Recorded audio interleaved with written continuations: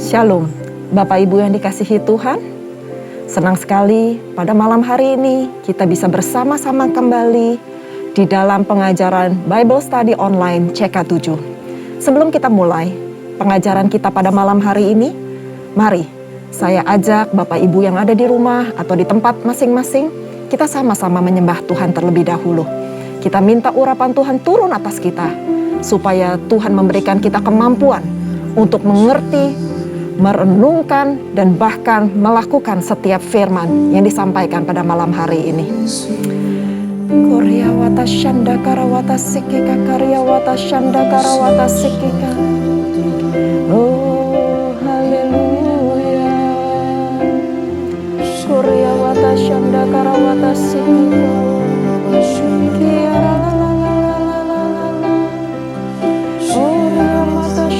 Karawata shikike, haleluya, haleluya, haleluya. Korea wata shanda karawata shikike. Terima kasih Tuhan, terima kasih Yesus. Selidiki aku, amin. lihat hatiku, apakah ku sungguh mengasihimu, Yesus. Kau yang Maha Tahu dan menilai hidupku, tak ada yang tersembunyi bagimu. Selidiki aku, lihat hatiku, apakah ku sungguh mengasihimu, Yesus.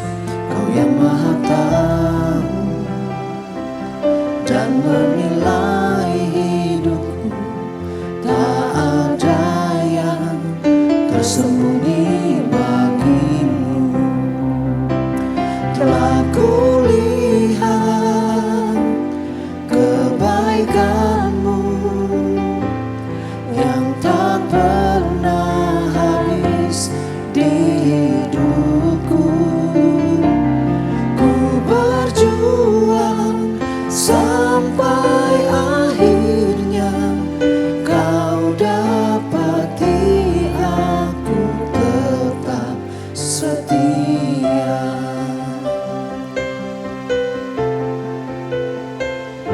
Selidiki aku, lihat hatiku, apakah ku sungguh mengasihimu, Yesus.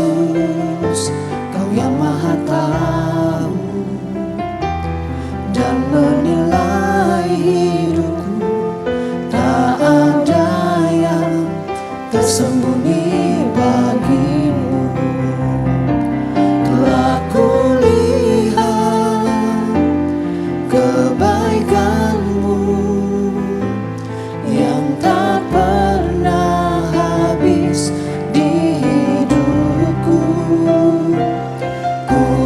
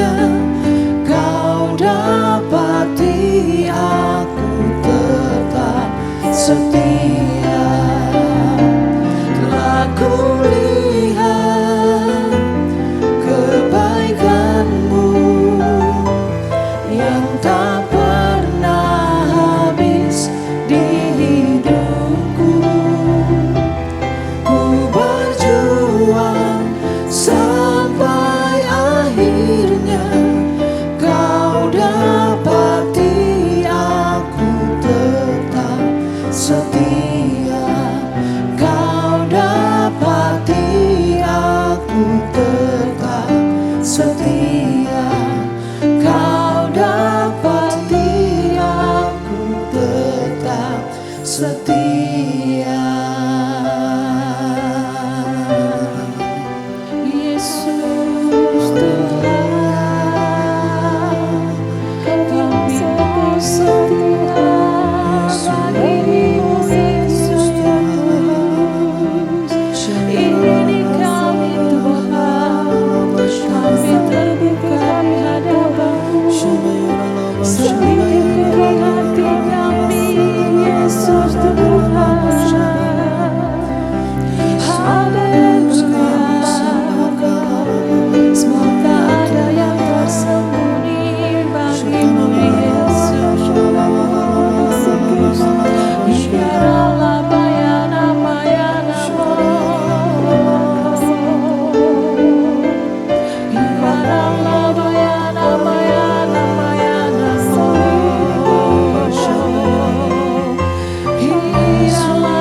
bersama-Mu, biarlah bala-bala-Mu, Yesus. Kami sembah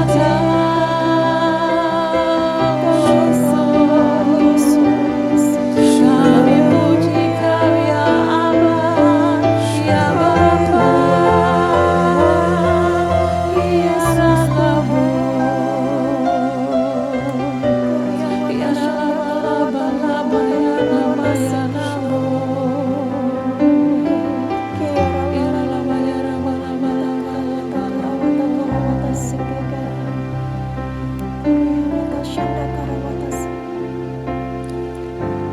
ku tak membawa apapun juga saat ku datang ke dunia.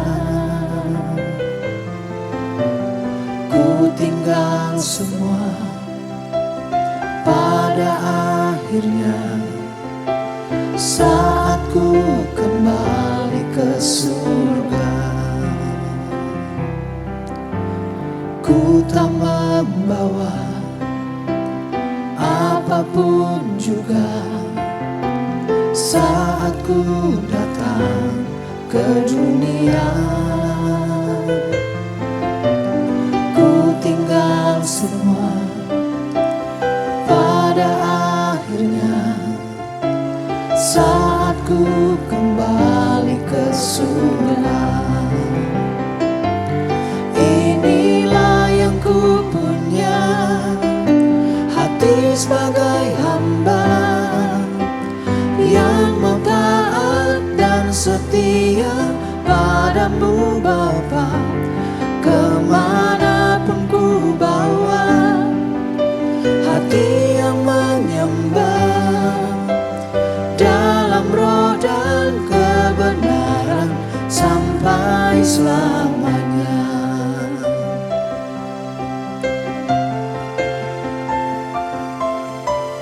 Ku tak membawa apapun juga saat ku datang ke dunia.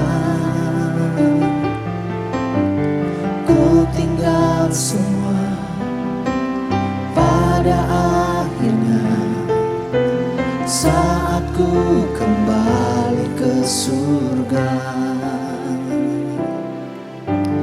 Ku tak membawa apapun juga saat ku datang ke dunia. Ku tinggal semua pada akhirnya saat ku kembali ke surga. Inilah yang ku punya, hati sebagai hamba yang mau taat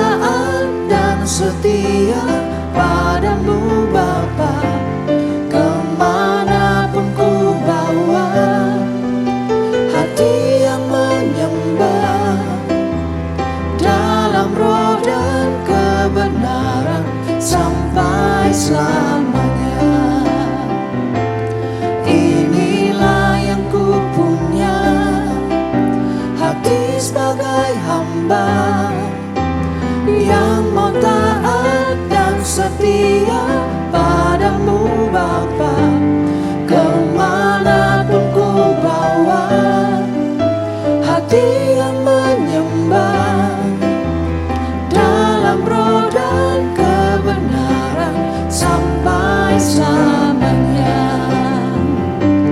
Inilah yang ku punya, hati sebagai hamba yang mau taat dan setia padamu Bapa.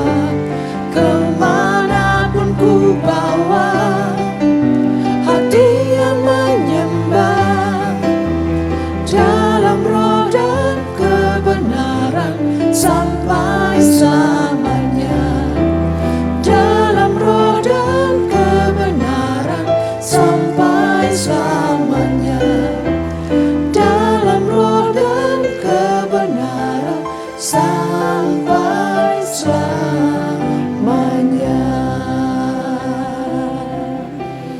Korea wata shanda kara wata shiki. Ini kami Tuhan, kami taat pada Ini kami perintah Yesus.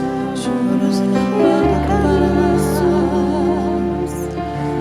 Tuhan Yesus.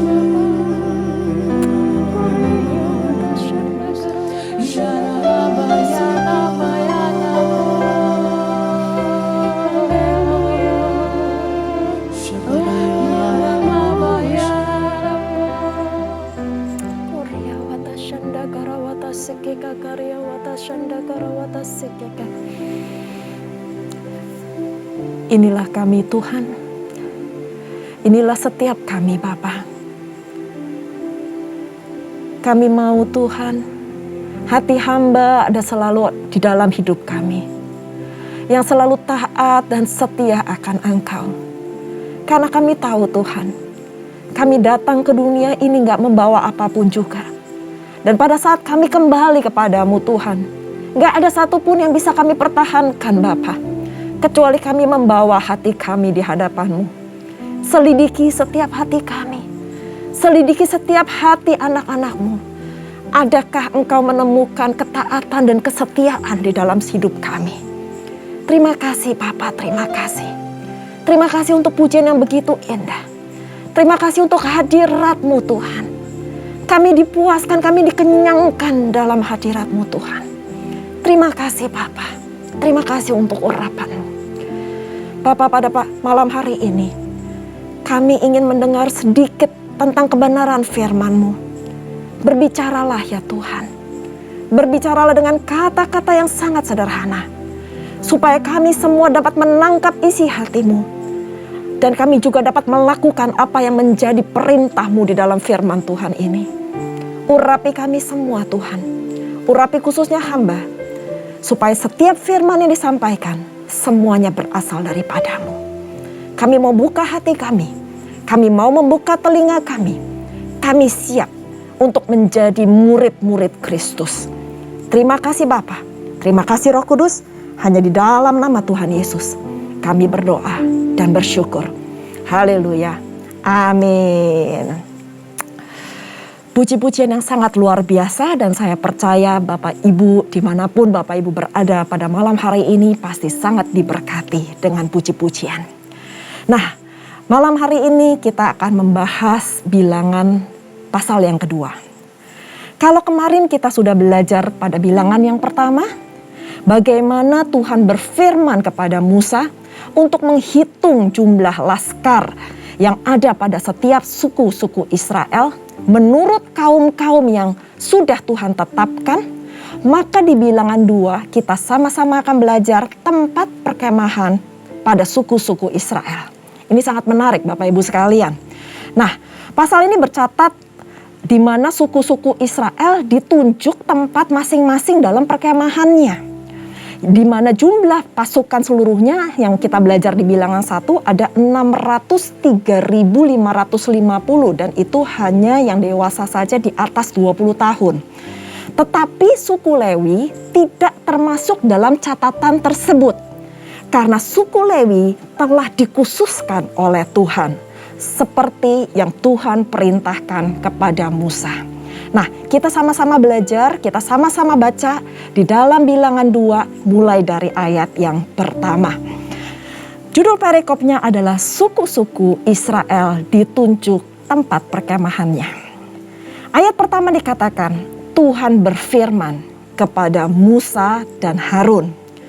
Orang Israel harus berkemah masing-masing dekat panji-panjinya menurut lambang suku-sukunya. Mereka harus berkemah di sekeliling kemah pertemuan agak jauh daripadanya. Yang berkemah di sebelah timur dekat panji-panji ialah Laskar Yehuda menurut pasukan-pasukannya mereka. Pemimpin Bani Yehuda adalah Nahason bin Aminadab. Pasukannya terdiri dari 74.600 orang yang dicatat. Yang berkemah di dekatnya ialah suku Isakar.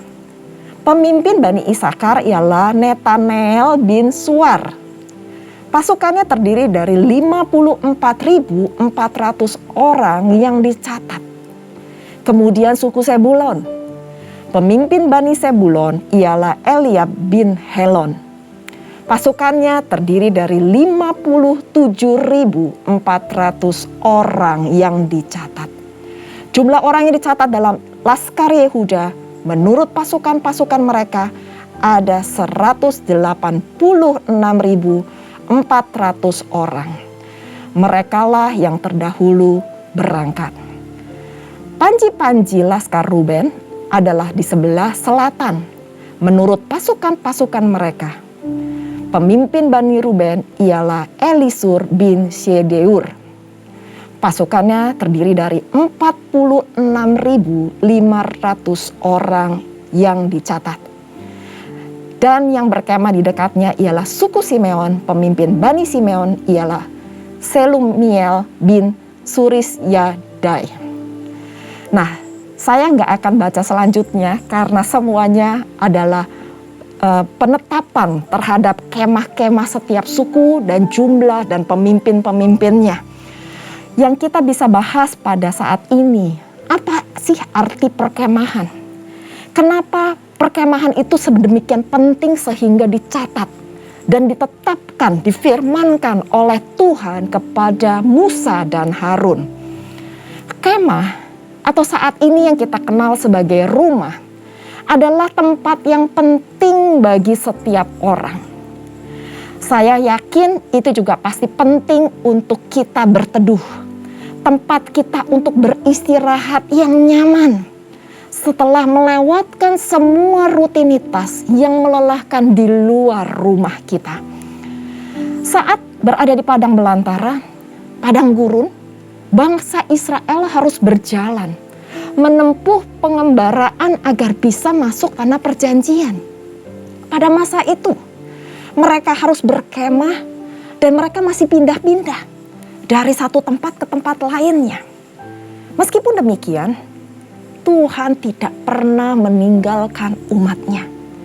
Bangsa Israel tidak dibiarkan untuk bercerai-berai, melainkan diatur sedemikian rupa dan disediakan tempat perkemahan sesuai dengan kelompok suku-suku mereka. Pada waktu mereka berdiam, Tuhan juga telah menetapkan di mana mereka harus memasangkan kemah mereka. Itu disebutkan di ayat ketiga sampai ke-6 dan ayat 17 sampai ke-31 jika kita baca lebih lanjut lagi. Dan pada waktu mereka berangkat, Tuhan juga menetapkan bagaimana mereka berjalan. Jadi hidup bersama dengan Tuhan itu nyaman sekali, Bapak Ibu sekalian. Di mana Tuhan sudah menyediakan tempat untuk kita berdiam dan Tuhan juga menentukan kapan kita harus berangkat, kapan kita harus berjalan dan kemana kita harus melangkah. Dengan demikian, kemanapun mereka bangsa Israel pergi, ada kemah pertemuan yang menunjukkan hadirat Tuhan di tengah-tengah mereka. Perkemahan bangsa Israel memang berpindah-pindah, tetapi Tuhan Allah mereka tidak pernah berpindah dari umatnya. Hal ini yang membuat bangsa Israel merasa aman, merasa nyaman, berada dekat dengan Tuhan Allah. Satu hal yang menarik Bapak Ibu di pasal ini, bahwa bangsa Israel harus berkemah dekat dengan panji-panji yang melambangkan suku-suku mereka. Mari kita pelajari apa arti panji-panji yang dimaksud pada pasal ini. Karena ini sering sekali disebutkan pada mereka berkemah tidak jauh dari panji-panjinya. Sehingga ini interesting banget. Dan saya pelajari apa sih arti panji-panji itu. Ternyata panji-panji atau disebut juga saat ini adalah bendera-bendera. Digunakan untuk menunjukkan identitas kelompok atau satu komunitas atau sebuah suku atau bangsa. Setiap suku mempunyai warna dan lambang atau logo tersendiri yang berbeda antara satu suku dengan suku lainnya. Menarik bukan? Nah, panji-panji itu juga yang akan mewakili pada saat mereka maju berperang. Dan pada saat kita sudah belajar di bilangan 1 yang kemarin kita telah pelajari. Jadi yang pertama, panji-panji itu menunjukkan komunitas. Jadi dari jauh mereka tahu di mana kemah suku mereka berada. Dan di mana Tuhan telah menetapkan mereka harus berdiam. Dan yang kedua, panji-panji juga digunakan untuk alat menandai tempat. Misalnya disebutkan tadi, di sebelah timur tempat Laskar Yehuda. Lalu ada panji-panji Laskar Ruben yang di sebelah selatan. Dan juga Laskar Efraim ada di sebelah barat. Jadi panji-panji itu menandai suatu tempat, suatu arah di mana mereka harus berdiam. Ada utara, selatan, barat, dan timur. Dan yang ketiga, panji-panji juga digunakan sebagai alat komunikasi. Itu tertulis di ayat 17 dan di ayat ke-34. Tanda-tanda untuk menyampaikan informasi seperti kapan mereka harus berhenti, berkumpul, dan berangkat. Saya akan bacakan 2 ayat ini di ayat 17 dan 34 supaya kita mengerti lebih dalam lagi. Di ayat 17 dikatakan, sesudah itu berangkatlah kemah pertemuan dengan laskar orang Lewi. Di tengah-tengah laskar yang lain itu, sama seperti mereka berkemah, demikian juga mereka berangkat. Masing-masing di tempatnya menurut panji-panji mereka. Garis bawahi menurut panji-panji mereka. Pada saat mereka berangkat, pada saat mereka berkemah, mereka harus sesuai menuruti panji-panji mereka. Dan di ayat 34 juga dikatakan, maka orang Israel berbuat demikian, tepat seperti yang diperintahkan Tuhan kepada Musa. Demikianlah mereka berkemah. Sekali lagi dikatakan, demikianlah mereka berkemah menurut panji-panji mereka. Dan demikianlah mereka berangkat, garis bawahi mereka berangkat menurut kaumnya dan sukunya. Nah, Bapak Ibu sekalian, kita sudah pelajari bahwa Tuhan menetapkan bagaimana kita berdiam, di mana kita tinggal, dan kapan kita harus berangkat. Nggak ada yang kebetulan di dalam hidup ini. Dimanapun kita sudah ditetapkan, kita berada, saya percaya Tuhan pasti punya rencana untuk Bapak, Ibu, dan saya. Sebagai penutup, kita sudah belajar bahwa Tuhan Allah telah menetapkan tempat yang baik bagi kita semua. Ia tahu apa yang terbaik untuk umatnya. Ia adalah Allah yang selalu menjaga dan melindungi kita. Seharusnya inilah yang menjadi rumah kita. Rumah di mana kita merasakan ada Tuhan di dalam rumah kita. Ada hadirat Tuhan. Bagi orang Kristen, rumah itu bukanlah satu arti bangunan. Bukan bangunan yang megah. Tetapi jika rumah di mana ada hadirat Tuhan di tengah-tengahnya, maka itu akan menjadi rumah bagi kita semua. Rumah di mana kita bisa beristirahat di dalam hadirat Tuhan. Rumah di mana kita bisa berkumpul dengan keluarga yang kita cintai. Maka kita harus selalu mengundang hadirat Tuhan ada di dalam setiap rumah kita. Rumah bicara mengenai keluarga, bicara mengenai orang tua dan anak, di mana ada damai sejahtera Allah di dalam setiap rumah. Mari kita bersyukur kepada Tuhan karena telah menjadi tempat peristirahatan bagi kita semua. Karena hanya dekat Allah saja kita patut bersandar, dan hanya di dalam hadirat Tuhan kita merasa tenang dan nyaman. Karena Tuhan satu-satunya tempat yang memberikan perlindungan bagi kita semua. Kita pasti akan betah, kita pasti akan merasa nyaman jikalau Tuhan berada di tengah-tengah kita. Mari kita berdoa. Koryawata shanda karawata shikika karyawata shanda karawata sikika. Terima kasih Tuhan. Terima kasih Bapa, di mana pada malam hari ini kami boleh belajar di dalam bilangan yang kedua, di mana Tuhan telah menetapkan tempat-tempat perkemahan pada suku Israel, pada bangsa Israel. Terima kasih Tuhan, kami belajar Engkau Allah yang peduli pada setiap kami. Engkau yang peduli dan Engkau yang mengerti setiap kebutuhan kami.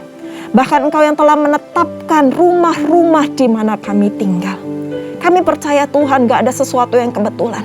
Dimanapun rumah kami Tuhan, bagaimanapun kondisi rumah kami Tuhan, kami gak mau melihat gedungnya, kami gak mau lihat tempatnya. Tapi kami mementingkan bahwa ada Engkau di dalam setiap rumah kami. Ada hadirat Tuhan di dalam setiap rumah tangga kami. Tuhan, kami undang Engkau Tuhan untuk hadir di dalam setiap rumah kami. Untuk hadir di dalam setiap hidup kami khususnya Tuhan. Kami gak mau Tuhan jauh dari hadirat-Mu. Jangan pernah Tuhan lepaskan kami. Karena kami butuh Engkau. Tempat kami bersandar, tempat kami beristirahat. Tunjukkan setiap jalan mana yang harus kami tempuh Tuhan. Karena kami gak mau melangkah tanpa Engkau yang menyertai kami. Kami gak akan berangkat, kami gak akan menetap, kami gak akan kemana-mana Tuhan. Tanpa Engkau yang membimbing kami. Engkau berkati setiap jemaat-Mu Tuhan. Engkau yang mengerti dan Engkau yang peduli setiap kebutuhan dari anak-anak-Mu yang mendengarkan Bible Study online pada malam hari ini. Bagi mereka yang letih lesu Tuhan, Engkau berikan kekuatan yang baru Tuhan. Bagi mereka yang mungkin putus asa pada malam hari ini Tuhan, Engkau berikan tempat peristirahatan yang tenang Tuhan. Engkau berikan semangat yang baru kepada mereka. Karena hanya di dalam Engkau saja Tuhan, hati kami tenang. Bagian kami Tuhan hanya taat, hanya setia. Dan kami percaya Engkau pasti akan menyertai kami, melindungi kami, dan akan memberkati kami. Terima kasih Tuhan. Terima kasih untuk firman-Mu yang sederhana ini Tuhan. Kami mau Tuhan mengundang Engkau di dalam kehidupan kami, dalam keluarga kami, di dalam rumah tangga kami. Terima kasih Bapa. Terima kasih Roh Kudus. Dan sebelum kami berpisah, malam hari ini kami rindu untuk menerima berkat yang daripada-Mu. Mari Bapak Ibu yang dikasihi Tuhan, kita mengangkat kedua tangan kita dan kita siap menerima berkat. Terimalah berkat yang berlimpah-limpah dari Allah Bapa. Kasih karunia yang sempurna di dalam anaknya yang tunggal, Tuhan kita Yesus Kristus. Dan persekutuan manis dengan Roh Kudus menyertai Bapak Ibu sekalian. Mulai saat ini sampai Tuhan Yesus datang untuk kedua kalinya. Menjemput kita di awan-awan permai dan bahkan untuk selama-lamanya. Mari kita yang sudah menerima berkat sama-sama katakan amin. Tuhan Yesus memberkati. Selamat malam.